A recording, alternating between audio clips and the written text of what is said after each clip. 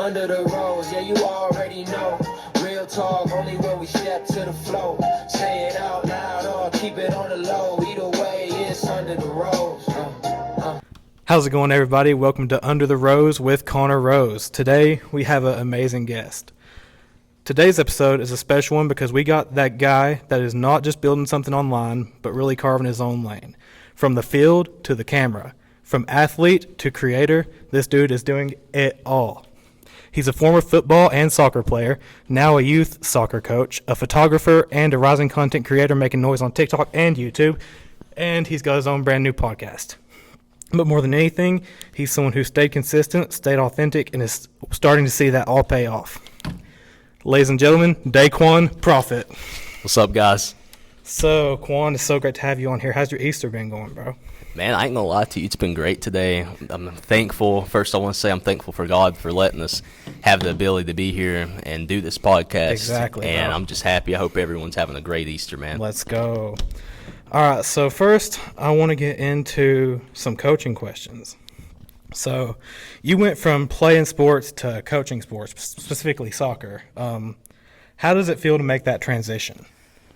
That's a good question, dude. Like, really, it feels great. Yeah. Honestly, it started out one of those things where I thought it was going to be me missing the field so much that I didn't really like coaching, but over time, I'm so much more happy being on the field, seeing my players progress than playing. That's sick, bro. And you do a youth soccer team, right? Yeah. So how does it, like, I know you haven't coached older kids yet, but how does it, like, feel to coach kids? Do they listen? Is it hard? I mean, honestly, it's one of those things. It depends on the age group, really, because in U10 with, like, the 9 through 10-year-olds, those kids listen great, most of them. And then right now, I'm with, like, the middle school age kids. Oh, okay, right. And they are so unruly. But, dude, some of them are, like, they listen really well. Yeah. It just depends on the day, though. Yeah, right.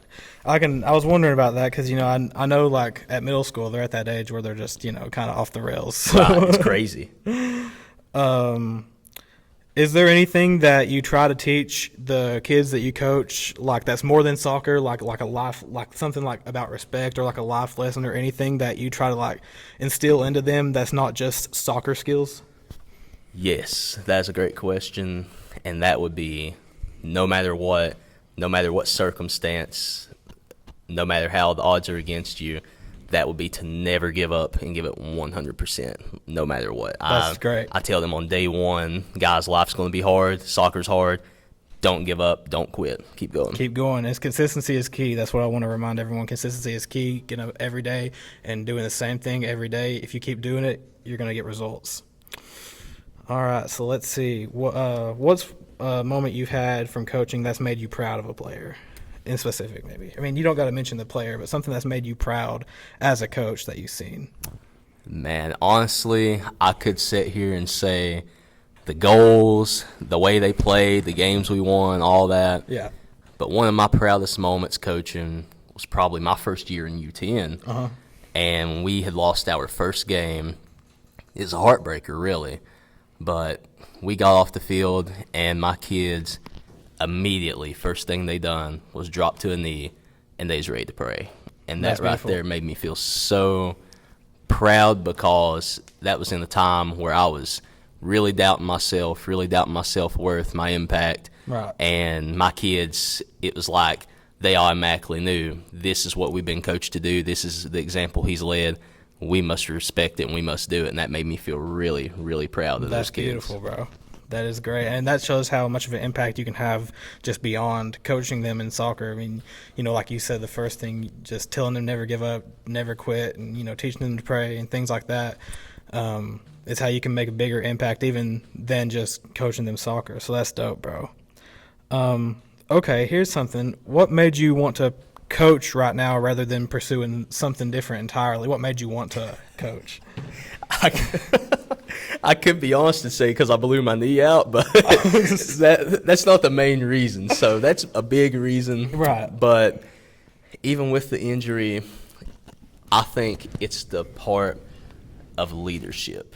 Being able to play that role and making it a part of something bigger than myself. And also just probably giving the kids someone to look up to as well. Right, because a lot of these kids need somebody to believe in them. Because I've had kids that are really troublemakers, but they just needed that male figure to be there. Right. And just believe in them and guide them. Because nobody is too far gone to make it better for themselves. They just need that extra push. Exactly, bro. That's a great thing, bro. So I'm really happy to be part of that. Yep, that is sick, bro. All right, so we're going to move on from the coaching questions. We're going to get into your sports background. This is fun. I'm pumped. All right, this is a hot one right off the rip, but which sport meant more to you, football or soccer? Soccer all day. Okay. Soccer, because I grew up my whole life playing football from like 4 years old. Right.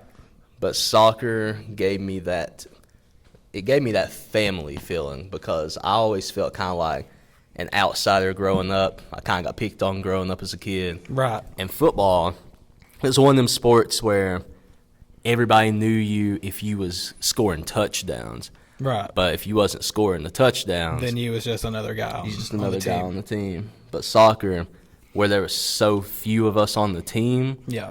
everybody's role was important. And even if you wasn't scoring goals, you had a huge impact on the team. That is dope, bro. I love that answer, bro.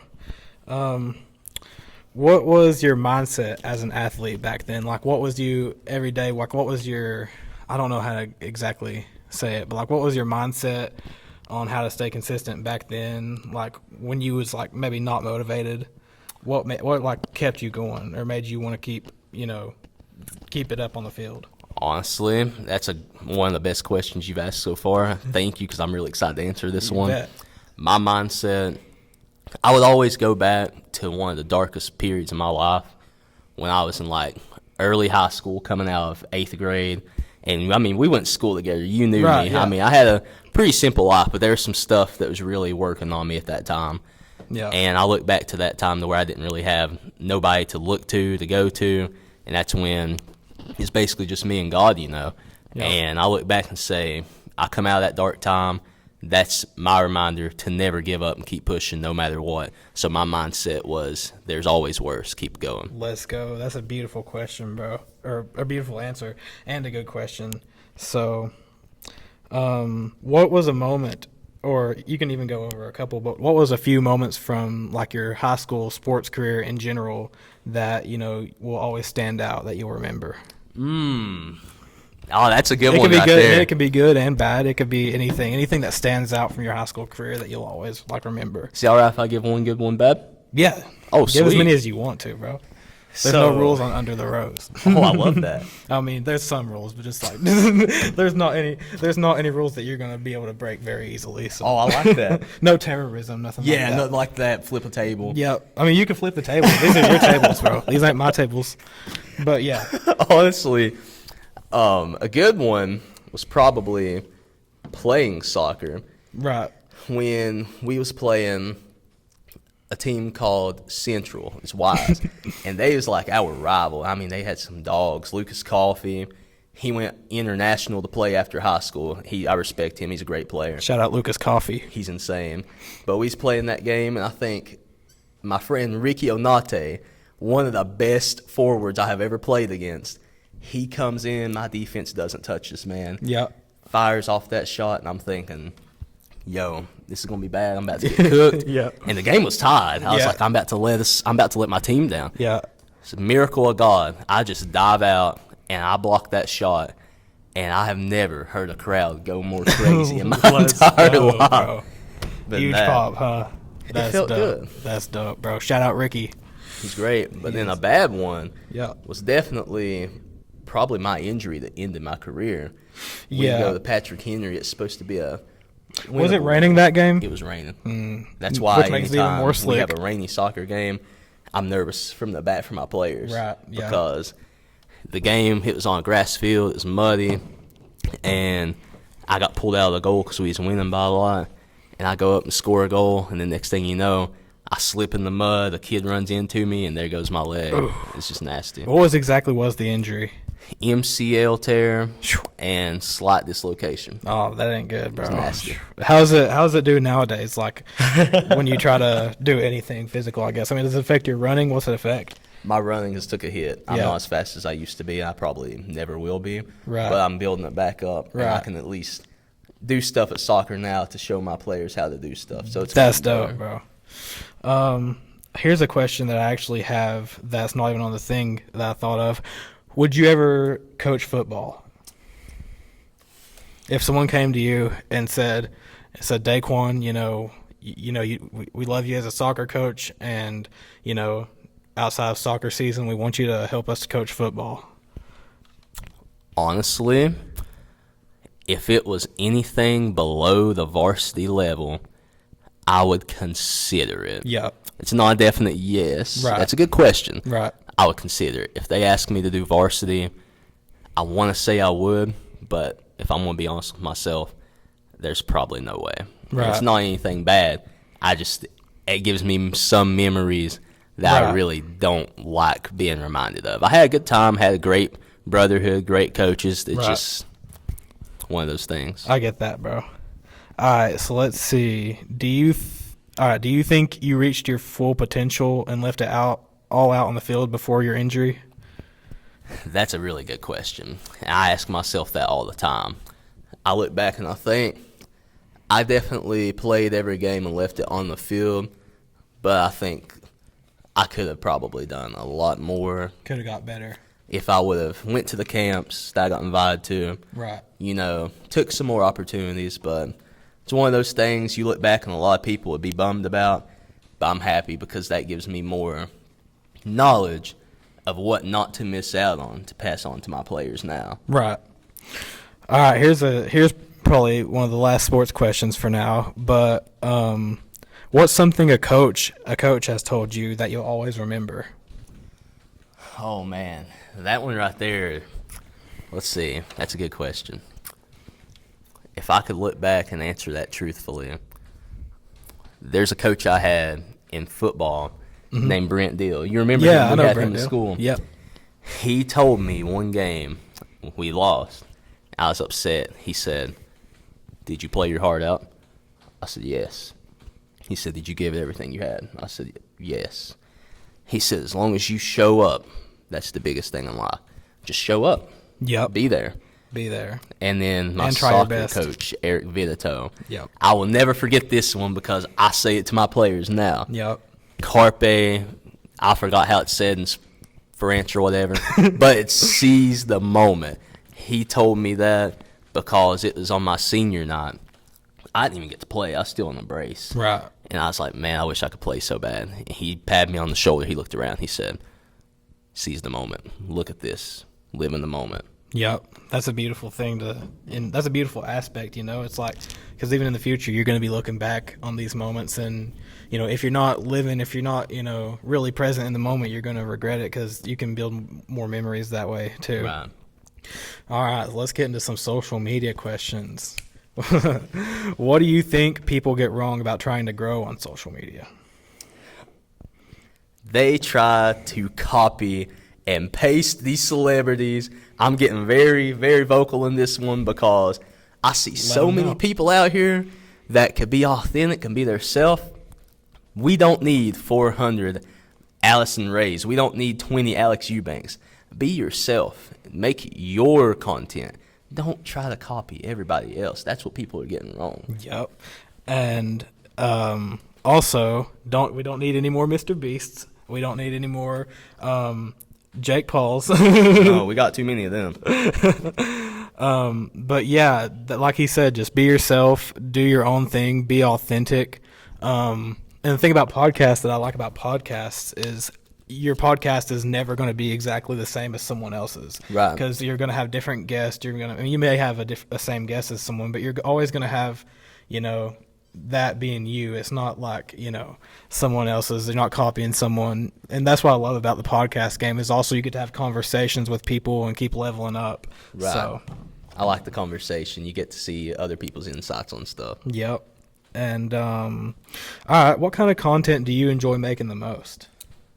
Definitely relatable content and motivation, because I like to feel like, aside from my vlogs and stuff, Right. people can look at my channel and be like, well, that makes me want to try harder today. I want to make people try to be better themselves each day. Do you feel the pressure to post often or to stay relevant, or not really? That's a great question, because I was actually driving in the car this morning and it hit me, and I was like, I almost looked at my phone while I was driving. I was like, oh man, did I post on TikTok today? Yeah. And I ended up hitting a squirrel. Oh no. Which reminds me, if you see a squirrel on the road, don't go the opposite direction, because they're just going to whip right back. But yes, I do feel the pressure, because I feel like if you go 5 minutes without posting, you're falling behind on certain apps. TikTok is the world's worst. Right. I feel that. And I mean, I think YouTube's a close second too, as far as like you just fall behind. 24/7. You got to be consistent, yeah. By the way, R.I.P. the squirrel, did it die? Oh yeah, I like backed up to check on it, and I actually done. Oh, that's a beautiful thing. No, it wasn't. I done more damage, because when I backed up, I backed over the squirrel again. No. Daquan. Dang. Well, R.I.P. the squirrel. You didn't have to confess. Ladies and gentlemen, I didn't make him confess that. He said that himself. So I actually feel really bad. I know y'all see me laughing right now, but that's my way of, like, when I get nervous about something or I feel bad, I just laugh it off. yeah. All right. So let's see. Okay, here's a good question. Do you think social media does more good or bad for people our age? Depends. If it's trying to grow and brand yourself, it definitely does more good than harm. Yeah. As far as relationships go, there's nothing that can end a relationship more than social media. Yeah. And I think ever since social media has, people started using social media, relationships aren't as authentic. People just, like people actually used to go outside and go talk face to face and go places, and now it's just kind of like, snapping your forehead. Yeah, I'm so glad you said that. Yeah. That's my prime example. Yeah. Snapchat is the devil. Yep. Because why do we have an app where people are using their forehead and shoulder as a way of a communication tactic? Yeah, I mean, that's like me and you right now. We're sitting here talking. Yeah. If I want something, I could FaceTime you, be like, hey, man, Yeah. what's going on? Like, you guys see this. Yeah. But no, instead, I'm going to put the phone up here and just forehead. And I ain't even going to put no words in the chat. I'm just going to send the picture. Yep. And it's going to mean nothing most of the time. Oh my Or it can mean goodness. something and you can't even figure out what it is. So, yeah, I agree with that totally. And Snapchat can be good if it's used for the right way. Like, I love using Snapchat to text the homies, send pictures and stuff. But when it does get into stuff like that, that's when it does get toxic. And the camera's nice. Yeah, the camera is nice on Snapchat. That's so weird how the Snapchat camera can be better than your actual camera. Okay, is social media something that you want to make money from? Yes, because this is going to sound really selfish. No.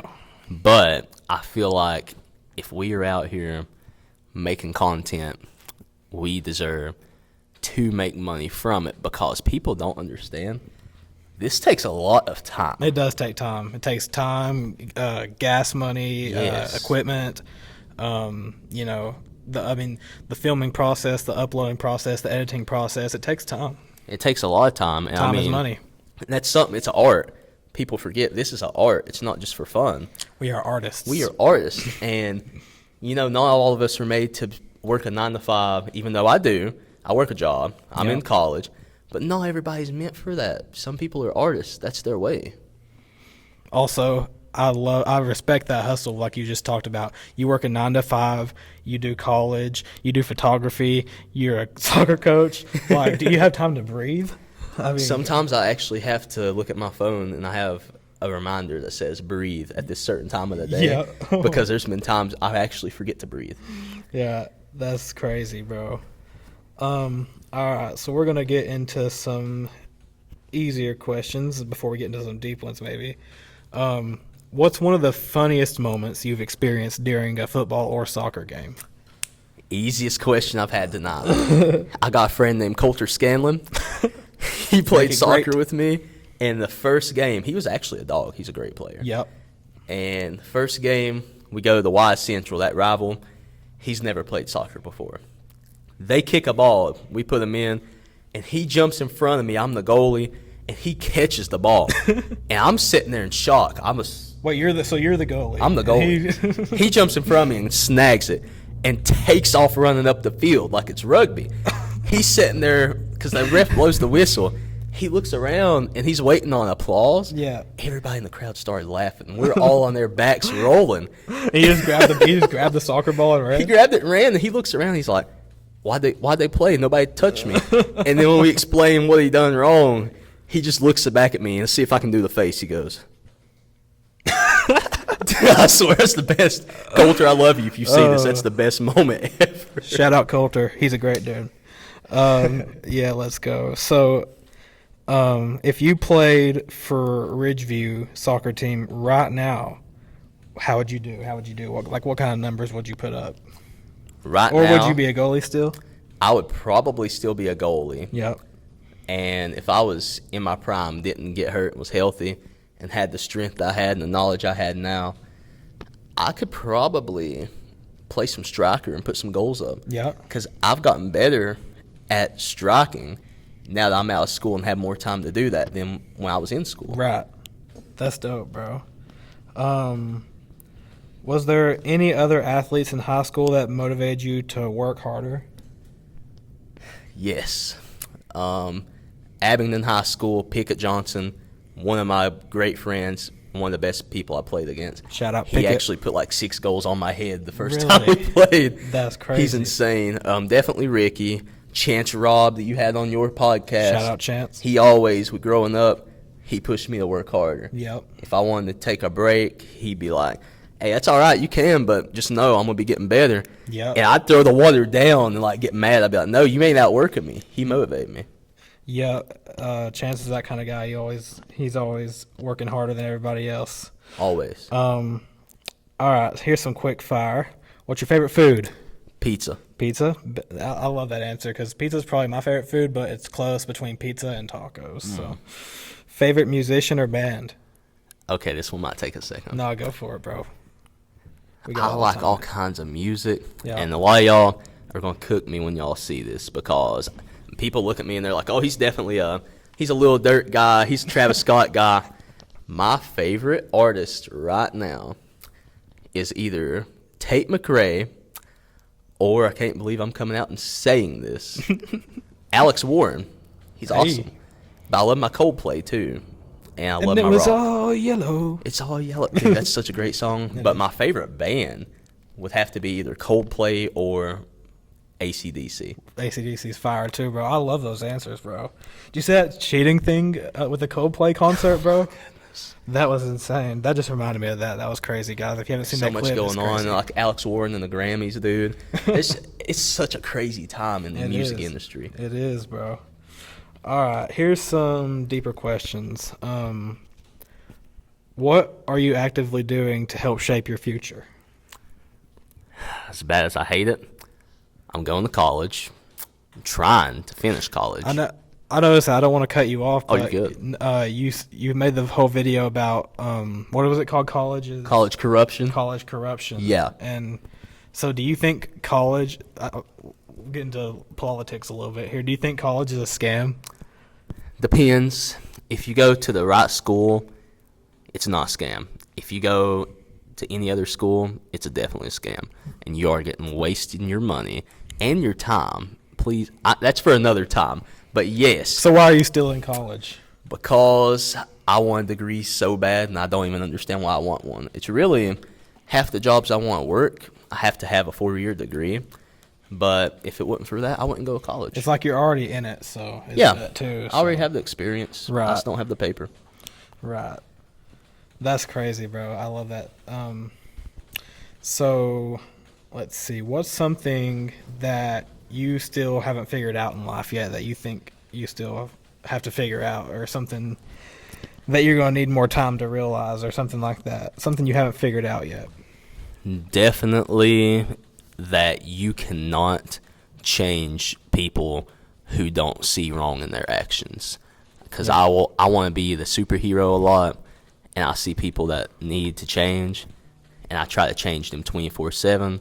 when really they never want to change in the first place. You can lead a horse to water, but you can't make them drink. Oh my goodness, dude, that is so nice. I'm gonna start telling my players that. I mean, it's a quote. It's a well-known quote, but it's basically what you're saying. Yeah, you can try to help someone as much as possible, or do whatever you want to like try to push them in the right direction. But they got to want to do it themselves too.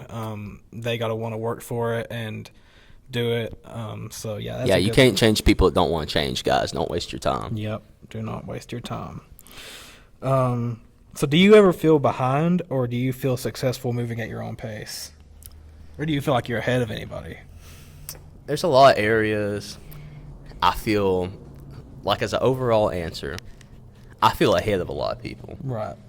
Because I got a business, I've got a plan, Yep. I'm making motion. But I feel behind in other areas because a lot of people I graduated with, me and you both, Right. I open up Instagram, I'll be like, oh, wow, they graduated the same time we did, and they, 3 kids, Well, a house, like stuff like that. I don't know. It's pretty young. We're pretty young still yet, and Right. I don't think I'm the type of guy that would want to have kids super young, just because like as you get older, I feel like you have more experience and stuff. The good thing about having kids young, I think, would be that you can still be physically able to like play with them and stuff and teach them things. But like I see people having kids our age now, and I'm like, man, you still had your whole life ahead. You know that it's a bad thing, especially if you're balancing it right. But I just think it's kind of wild how people have kids so young these days, bro. Right, like it's not knocking on anybody. It's not knocking on anyone. I just think it's a crazy thing. But and if you do have a kid and you're young, more power to you, because if you're able to pull that off, that's a great thing. But I think if I ever have kids, I'm gonna wait till I'm like 30. So I definitely want to wait until I'm financially stable. That's my thing. That too. Yeah, that too. Because I see a lot of people not financially stable that are just left and right. Yep. And it's not right. I mean, because you want to be able to give your kids a life they can remember. Right, and just take care of them and right. Yeah, I know what you mean, bro. And it's not like 50 years ago either, when people was popping them out at like 16 years old having kids. So that's a good thing at least. All right, here's a good question. If you could talk to 13-year-old Daquan Proffitt, what would you say? I would tell him, if you have a girlfriend right now, break up with her. Do not date anyone until you are at least in your senior year. Focus on working out, your walk of faith, and building your future, because none of this other stuff matters. And I would hope that he listened. Because I'm doing good right now, but I could be doing way better if I would have learned some of this stuff sooner. Right, yeah. And I might ask, why the senior year till you find a relationship? I mean, like, I can understand like 10th or whatever, maybe 11, but like, what do you think you would say that? What would be the reason to wait till the senior year? Because a lot of times I think in those younger years, there's not enough maturity. No maturity. Right. And you're so fragile and emotionally unstable that you're going in for the wrong reasons. That's a beautiful answer, to be honest. That's a really good answer. What's something that you have to check off your bucket list? Not you want to, like, I have to do this. Something like, I've already done? No, like something you want to do in the future. Like, bet. That you like couldn't live with yourself if you're not able to do it at least one time or something. Definitely fly. Fly? Like an airplane? Airplane. I'm terrified of heights, scared to death of the thought of flying. My brother actually had me tickets to the Super Bowl, and I didn't go because I had to fly. Really? That's crazy, bro. I just got off a flight like a week and a half ago. It's interesting, bro. Like I first flew in 2019. I flew from Tri-Cities to Charlotte, and then from Charlotte to like near Boston, Massachusetts, for my uncle's wedding. Yeah. Is it as scary as it like seems?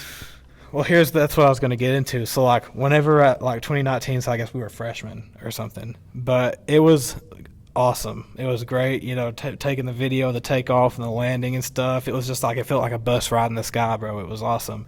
And even on the way back, we came back the same way from Boston to Charlotte and then Charlotte to Tri-Cities, and it was a great time, bro. And then the second time I went with my brother, we went to Atlanta together to go see Post Malone and a few things like that. And we flew down there. It was great. And I guess like 2022, so I was like 16 or 17 at that time. Flew down, it was great. Flew back, it was great. Like, took awesome videos of the clouds and stuff and landing. But this last time that I flew from the Tri-Cities airport to the Sanford airport, which is about half an hour from Orlando. And the flight there, bro, like, some people take what they call Dramamine, which is basically a medicine that makes you not nauseous. So I didn't take any Dramamine because I've successfully flown before, bro. Like, this is nothing new to me. Like, I've flown a few times, and I get on the plane and we get going. Takeoff's kind of smooth, it's fine. We get up in the air and we start getting a little bit of turbulence, bro. And my stomach, I'm like, ooh. We start hitting a little turbulence because I'm not scared. Like, I mean, there's a little bit of fear, and that's another thing. Like, I had a little bit of anxiety this time, which was weird, but I don't know why. And I thought maybe part of it is like, how they're like, oh, when you're a teenager, you feel invincible. Right. And they say that stuff. And I literally think it's true because I didn't think anything of it like back then. But now, like, I was a little bit on edge. I was like, what if we're like 35,000 feet in the air? What if we, Yeah. I started thinking of like that Tom Hanks Castaway scene where he crashes. Oh, man. But anyway, so I got over that eventually. But I did, and this is graphic, but I did get sick, and the flight attendant had to give me a bag. And there was two old people next to me, not old, but like, 50s or 60s, and they was like, poor people. They was just trying to sit there and sleep, and they woke up. You should have seen their face was in pure agony. And so they sitting there checking you out this whole time. They did. Eventually, like, after I like literally had barfed my guts out and just holding this bag. I'm sorry, help me. No. I mean, it is what it is, bro. 10 minutes from Orlando or the airport or whatever, about to get off the plane. I'm sitting here, and it's not a regular barf bag. Like, it's not nonchalant at all. It's a whole garbage bag. Like, they gave you like garbage bag, like a big garbage bag. Bro. Oh, they can't do that to you. That's that dirty, to me, bro. They did. So, anyways, the couple next to me like woke up and was like, "Are you okay? Do you not like to fly?" I was like, "No, this isn't the only time this has ever happened." So maybe it's just the jitters or something. Maybe, bro. I don't know. I mean, I didn't get any sleep the night before, so that might have been something to do with it. Those nights like before a big trip where you're so excited you can't sleep. So maybe that had something to do with it. But the trip was fine and stuff, chilled on the beach and stuff. But on the way back, I actually took a Dramamine, which helped a little bit. And I didn't get sick, but I still had a little bit of anxiety on the way back, which was weird, a little bit of turbulence. But we went on a morning flight. So I got to actually see the sunrise because I had a window seat. I didn't have a window seat on the way, and that was the first time on the way over that I didn't have a window seat in a plane. I just had like the aisle seat. Right. So that might have made a difference. I don't know. It could. I don't even think it's a heights thing for me. Like you said, it's just what if it crashes? Right. What really what helped me with that is like the statistical stuff, like that you're way more likely to get into a car crash than a plane crash. But I'm always like, well, there's more cars on the road than planes in the sky every day. Right, and you could like in a car you could at least pull over or something like that. And I mean, I don't know why it's even a fear for me because I literally went ziplining and had a great time. I would much rather go on a plane than zip line, bro. Really? I would be afraid of. I've turned down opportunities to zip line just because I've been afraid to, bro. It's one of the things I just said send it. It's just different fears, I guess, for different people, right. Bro. Because, like, yeah, you snap zip line. I mean, you still may die, but at least you're, like, kind of closer to the ground. At least, I mean, you got less time to think about it. I'll have to show you some pictures from from my trip, bro. They were really cool. I got some good pictures of the sunset. All right, so let's see. I think that's mainly all the questions, but I do have some questions on the top of my head. When's the return of Young Drizzle? I'm going to be real. My rapping days are over. I did start back up for a while in my college days, my first semester on dorm, and I was black ice for like 2 months. And then after I about got canceled for it. Why black ice? Because I wore a necklace to the first day of our orientation. Old Somebody- Spice and Black Ice. That's your Yeah, story name. that's I my just story. realized that. Yeah, because I love Old Spice and Black Ice, the scent I grew up on. But this guy was like, yo, Black Ice. And it just stuck. I Yeah. didn't even know this man. He's from like the Tampa area. Black Ice, it'll have you spinning. Yeah. And then I made a new name. I became D Price. And that one really carried for a Like while. D Price is right.